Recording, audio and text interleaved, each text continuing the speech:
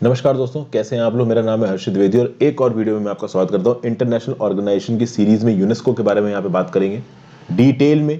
UNESCO का mission क्या है, मैंडेट क्या है, यूनेस्को की हिस्ट्री क्या है, कैसे ये यूनेस्को बना, कैसे इसने लोगों की लाइफ्स को बदलने की कोशिश की, दुनिया भर के कल्चरल नेचुरल हेरिटेज को प्रोटेक्ट करने की कोशिश की, कौन सी इंटरनेशनल ट्रीटीज और कन्वेंशन यूनेस्को के अंदर आती हैं, science for a sustainable future इस चीज को कैसे प्रमोट करता है यूनेस्को, कम्युनिकेशन और इन्फॉर्मेशन की फील्ड में क्या क्या कितनी मेंबर कंट्रीज है, इंडिया में क्या इनिशिएटिव्स टेकअप किए हैं यूनेस्को ने, यूनेस्को की कौन सी वर्ल्ड हेरिटेज साइट्स हैं इंडिया में, कौन सी इनटेंजिबल कल्चरल हिस्ट्री की जो लिस्ट है, इनटेंजिबल कल्चरल हिस्ट्री लिस्ट, तो यूनेस्को की इस लिस्ट में इंडिया से कौन कौन से एलिमेंट्स आते हैं, एजुकेशनल कल्चरल और साइंटिफिक फील्ड में यूनेस्को ने क्या क्या ग्लोबल प्रायोरिटीज क्या है, इंपॉर्टेंट इनिशिएटिव्स क्या है, थोड़ा थोड़ा मैं बताऊंगा। वैसे तो ये जो पीपीटी है बहुत ज़्यादा डिटेल्ड है, विनी सर ने पीपीटी बनाई है और बहुत ही अच्छी पीपीटी है, तो ये मैं आपको अवेलेबल करवा दूंगा टेलीग्राम चैनल पे, तो आप डाउनलोड करके पढ़ सकते हो। इंपॉर्टेंट पॉइंट मैं आपको आगे बताता चलूंगा।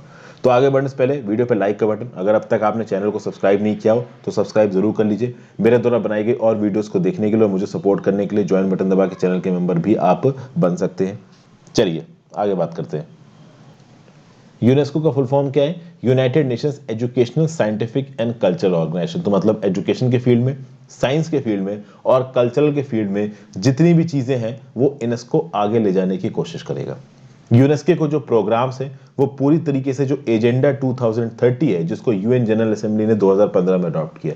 एजेंडा 2030 क्या था, मिलेनियम डेवलपमेंट गोल्स 2000 से लेकर 2015 तक चले और 2015 से लेकर 2030 तक चलेंगे सस्टेनेबल डेवलपमेंट गोल्स। उसके लिए एजेंडा 30 हुआ और यूनेस्को ने अपने प्रोग्राम्स को कुछ इस प्रकार से बनाया कि ये सारे सस्टेनेबल डेवलपमेंट गोल्स को मीट करना है। एजुकेशनल टूल्स को डेवलप करना, हर चाइल्ड और सिटीजन को क्वालिटी एजुकेशन प्रोवाइड करना, सब कल्चर्स में लोग डिग्निटी के साथ रह सकें, साइंटिफिक प्रोग्राम्स और पॉलिसीज देश भर की गवर्नमेंट अपने पॉलिसी प्रोग्राम में, लेजिस्लेटिव इनैक्शमेंट्स में इंक्लूड करें, ये काम है आपका यूनेस्को का।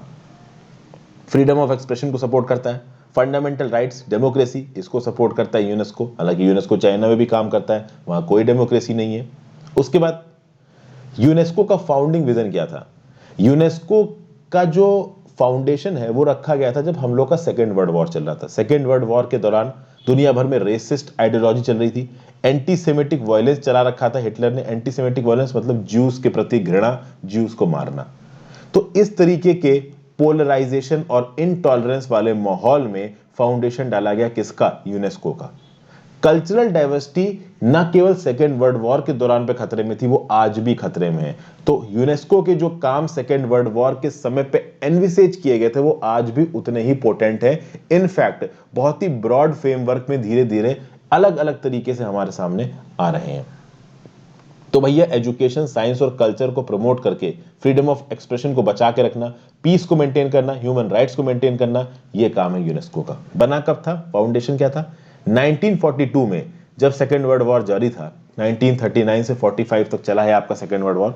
उस समय पे यूरोप की बहुत सी कंट्रीज मिली और ये वो कंट्रीज थी जो कि नाजी जर्मनी के अगेंस्ट लड़ रही थी। नाजी जर्मनी ऑब्वियस सी बात है एंटी सेमेटिक वायलेंस वो कर रहा था, बहुत ही क्रूअल उनका हिसाब था। अब ऐसा नहीं है कि नाजीज के अगेंस्ट जो एलाइड पावर्स लड़ रही थी वो बहुत अच्छी थी, वो भी क्रूअल थी, वो भी कॉलोनियल कंट्रीज थी।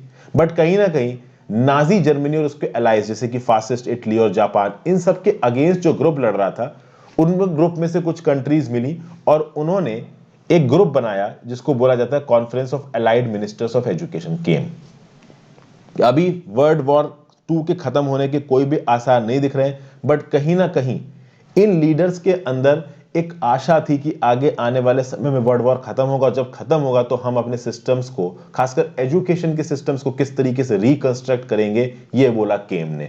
और हम इन सिस्टम्स को ऐसे रिकंस्ट्रक्ट करेंगे कि हमेशा पीस रहे, कभी भी लड़ाई ना हो। और फाइनली धीरे धीरे आप देखोगे कि कंट्रीज इस केम ऑर्गेनाइजेशन में जुड़ती जाएंगी, उनको लगता जाएगा कि हाँ भाई एक समय तब आएगा जब ये वॉर खत्म हो चुका होगा। और फाइनली लंदन में एक बैठक होगी 1 से 16 नवंबर 1945 में, जब केम के प्रपोजल पे UN conference for the establishment of an educational and cultural organization के ऊपर बातचीत होगी। और आप देखिए ये कॉन्फ्रेंस ऑलमोस्ट उसी समय ओपन हुई थी जिस समय पे ये जंग खत्म हुई थी। उस समय पे 44 कंट्रीज ने डिसाइड किया था कि इस ऑर्गेनाइजेशन को हम लोग बनाएंगे। ओके, आगे बात करते हैं। अभी इतनी सारी चीजें उतनी इंपॉर्टेंट तो है नहीं, मैं बहुत ज़्यादा डिटेल में कवर कर रहा हूँ यूनेस्को को। ज़्यादातर तो एग्जाम्स के पर्सपेक्टिव से 2-3 लाइन पढ़ा के आगे बढ़ जाते हैं, बट जितना ज़्यादा हो सके उतना ज़्यादा बताने की कोशिश कर रहा हूँ। एजुकेशन जिंदगियों को बदलती है, और यूनेस्को जो कि केम के थ्रू बना था, केम बना ही एजुकेशन के लिए था। वो अलग बात है कि एजुकेशन में साइंस और कल्चर को भी घुसेड़ के एक ओवरऑल ब्रॉड एजेंडा लेके आता है कौन, यूनेस्को। यहां पे क्या बोला गया है, organization is the only United Nations agency with a mandate to cover all aspects of education. Education के सारे एस्पेक्ट्स को कवर करना यूनेस्को की रिस्पांसिबिलिटी है। ग्लोबल एजुकेशन 2030 एजेंडा जो कि सस्टेनेबल डेवलपमेंट 4, इसको मीट करने के लिए यूनेस्को ने क्या चला रखा है, education 2030 framework for action.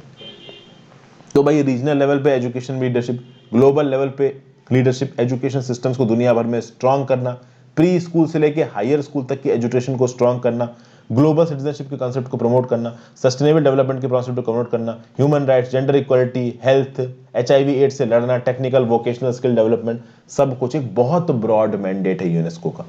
UNESCO directly और इनडायरेक्टली इन्वॉल्व है सारे के सारे 17 सस्टेनेबल डेवलपमेंट गोल्स को इंप्लीमेंट करने के लिए।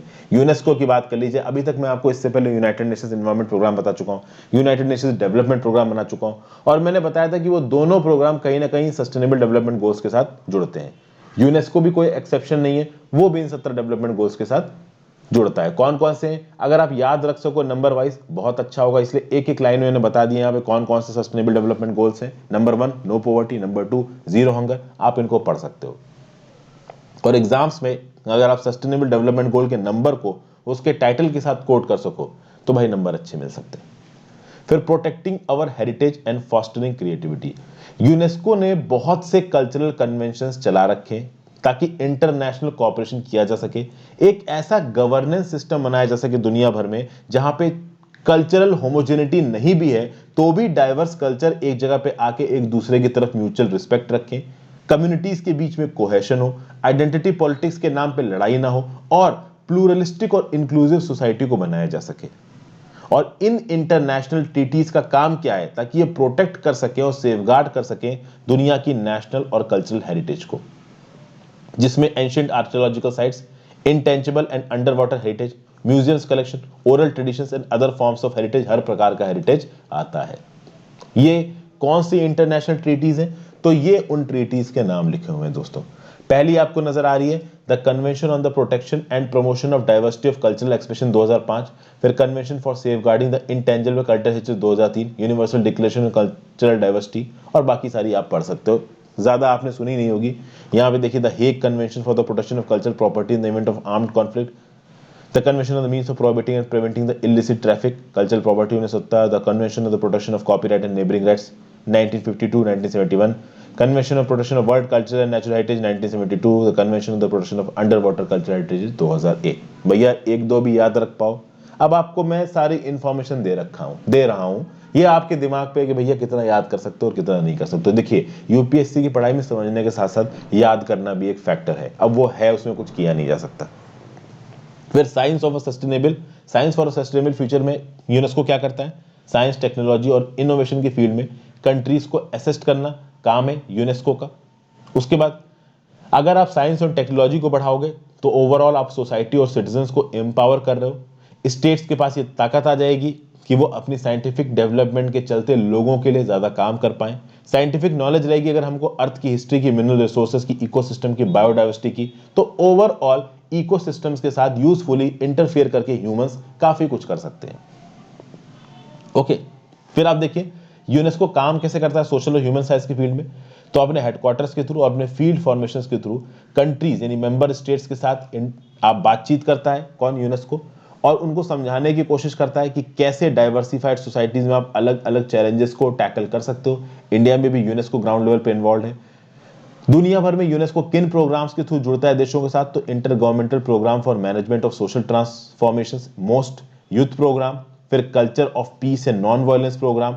ये कुछ ऐसे प्रोग्राम है जिसके through democracy, global citizenship, intercultural dialogue और पीस बिल्डिंग को प्रमोट करता है यूनेस्को। तो बहुत कुछ कर रहा है यूनेस्को दोस्तों, यहाँ पे काफी सारी चीजें हैं, आप खुद भी पढ़ लीजिएगा। कम्युनिकेशन और इंफॉर्मेशन की फील्ड में क्या कर रहा है, तो भैया यूनेस्को का मैंडेट है क्या, promote the free flow of ideas by word and image, तो फ्रीडम ऑफ एक्सप्रेशन को प्रमोट करता है। यूनेस्को डायरेक्टली इन्वॉल्व है किन सस्टेनेबल डेवलपमेंट गोल्स के साथ? 4, 5, 8, 9, 10, 11, 13, 16, 17 देख लीजिए पीछे कौन से हैं, और बाकियों के साथ वो इनडायरेक्टली इन्वॉल्व है।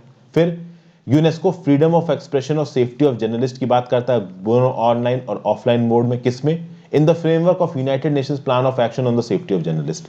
तो ये भी एक मेजर फील्ड है यूनेस्को जहां पे काम कर रहा है। तो ऑनलाइन हेट स्पीच को रोकना, disinformation, misinformation, deep fakes, इन सब चीजों को करना किसके थ्रू? कैपेसिटी बिल्डिंग बनाना इंफॉर्मेशन टेक्नोलॉजी की फील्ड में, मेंबर स्टेट्स को टेक्निकल सपोर्ट प्रोवाइड करना, ये सब कुछ यूनेस्को करता है। ओके, फिर और कौन कौन जगह पे यूनेस्को इन्वॉल्व है? तो यूनेस्को मीडिया डाइवर्सिटी और प्लुरलिज्म को प्रमोट करता है। यूनेस्को आर्टिफिशियल इंटेलिजेंस के फील्ड में भी काम करता है। फिर यूनेस्को का एक प्रोग्राम है memory of the world program, जिसके थ्रू मेंबर स्टेट्स के साथ कोऑर्डिनेट करके यूनेस्को का काम क्या है? Identify, preserve and promote access to world's documentary heritage, ताकि ये फ्यूचर जनरेशंस के लिए भी अवेलेबल हो। मेंबर कंट्रीज कितनी है यूनेस्को की? 193 मेंबर स्टेट्स हैं, 11 एसोसिएट मेंबर्स हैं। 3 ऐसे यूनेस्को के मेंबर हैं जो कि यूएन के मेंबर नहीं है। तो कुक आइलैंड्स, न्यू और पैलेस्टीन, ये यूनेस्को के मेंबर हैं बट यूएन के मेंबर नहीं है। पैलेस्टीन एक नॉन मेंबर ऑब्जर्वर स्टेट है यूनाइटेड नेशंस जनरल असेंबली का 29 नवंबर 2012 से। 3 यूएन मेंबर स्टेट्स यूनेस्को के मेंबर नहीं है, तो इजराइल, लिechtenstein और यूनाइटेड स्टेट्स। यूनाइटेड स्टेट्स और इजराइल का यूनेस्को छोड़ना काफी न्यूज में था 2 साल पहले। 31 दिसंबर 2018 को यूनाइटेड स्टेट्स और इजराइल ने बोल दिया कि हम यूनेस्को को छोड़ रहे हैं। क्यों? क्योंकि कहीं ना कहीं यूनेस्को के जो काम थे वो बहुत हद तक एंटी इजराइल लग रहे थे। क्यों? क्योंकि इजराइल जो कुछ भी पैलेस्टीन में करता था उसके अगेंस्ट यूनेस्को की बॉडीज बहुत ज्यादा वोकल थी। तो अभी के लिए यूएस, इजराइल और लिechtenstein, ये 3 ऐसे मेंबर्स हैं जो कि यूनाइटेड नेशंस के तो मेंबर हैं बट यूनेस्को के मेंबर नहीं है। इंडिया और यूनेस्को की बात की जाए तो Indian national commission for cooperation with UNESCO, देखिए यूनेस्को के 2 ऑफिसेस काम करते हैं दोस्तों इंडिया में। एक तो है न्यू दिल्ली का क्लस्टर ऑफिस जो कि 11 कंट्रीज को देखता है। साउथ और सेंट्रल एशिया में कौन सी 11 कंट्रीज है? Afghanistan, Bangladesh, Bhutan, India, Iran, Maldives, Mongolia, Myanmar, Nepal, Pakistan, Sri Lanka. एक है MGIEP, ये है Mahatma Gandhi institute of education for peace and sustainable development. इसको सपोर्ट और फंड दोनों मिलते हैं गवर्नमेंट ऑफ इंडिया से। जब से यूनेस्को बना है 1946 में, तब से इंडिया इसका मेंबर है। खास बात दोस्तों क्या है कि इंडिया में वो कौन सी प्रिंसिपल बॉडी है जो कि यूनेस्को को रिप्रेजेंट करती है? देखो यूनेस्को का जो संविधान है वो ये बोलता है कि जो मेंबर्स भी यूनेस्को को पार्ट बनते हैं उन मेंबर्स के यहाँ पे एक ऐसी बॉडी होनी चाहिए जो सिर्फ यूनेस्को के साथ मिलकर काम करेगी। तो इंडिया में ये बॉडी है Indian national commission for cooperation with UNESCO. This body ज्यादा न्यूज में रहती नहीं है, INCCU, बहुत सारे लोगों ने पहली बार ही सुना होगा इस बॉडी के बारे में। फिर यूनेस्को वर्ल्ड हेरिटेज साइट्स की बात कर लेते हैं। देखिए वर्ल्ड हेरिटेज साइट एक ऐसी साइट होती है जिसको यूनेस्को ने आइडेंटिफाई किया है एक डिस्टिंक्टिव कल्चरल या फिजिकल इंपॉर्टेंस के चलते, और ऐसा बोला गया कि ये ह्यूमैनिटी के लिए इंपॉर्टेंट है। नेचुरल और कल्चरल साइट्स को कंजर्व करना, आइडेंटिफाई करना, मेंटेन करना, ये काम है किसका? यूनेस्को का। किस प्रोग्राम के through? UNESCO world heritage site के थ्रू। क्योंकि जब यूनेस्को वर्ल्ड हेरिटेज साइट के अंदर कोई साइट आ जाती है तो ऑटोमेटिकली दुनिया और उस देश की सरकार का फोकस चला जाएगा उसके ऊपर। कल्चरल हेरिटेज साइट्स की बात करें यूनेस्को के इंडिया में तो आप देख सकते हैं चंडीगढ़ में the architectural work of Lee Corbusier, Maharashtra में विक्टोरियन आर्ट डेको एंसेंबल, ये महाराष्ट्र की विक्टोरियन आर्ट डेको एंसेंबल 2018 का ही है। यहाँ पे आपको जयपुर सिटीज दिख रही है, ये 2020 की ही है। हिस्टोरिक सिटी ऑफ अहमदाबाद, ये गुजरात 2017 में आई है। तो ये कुछ ऐसे साइट्स हैं जो कि यूनेस्को की वर्ल्ड कल्चरल हेरिटेज में आते हैं। रीसेंट इसमें कौन सा है? तो Jaipur city 2020, Victorian art deco ensemble 2018, historic city of Ahmedabad 2017 और आर्किटेक्चरल वर्क ऑफ ली कॉर्ब्यूसियर जो कि चंडीगढ़ में है, ये 2016। उसके बाद नालंदा यूनिवर्सिटी को भी 2016 में जोड़ा गया था, उससे पहले 2014 में रानी की वान, और उससे पहले हिल फोर्ट्स ऑफ राजस्थान 2013, और बाकी लिस्ट तो आपको यहाँ पे नजर आ ही रही है। और साइट्स देख लेते हैं तो हुमायूं का टॉम 1993, तो बहुत ही पुरानी साइट्स हैं, तो आप आराम से पढ़ सकते हो इनको। फिर अगर नेचुरल और मिक्स साइट्स की बात की जाए तो नेचुरल साइट्स यूनेस्को की कौन कौन सी है इंडिया में? तो great Himalayan national park conservation area, Kaziranga national park, फिर यहाँ पे आपको नजर आ रहा है Keoladeo, Manas, Nanda Devi and valley of flowers. Nanda Devi अलग है, वैली ऑफ फ्लावर्स अलग है। Sundarbans national park and Western Ghats 2012।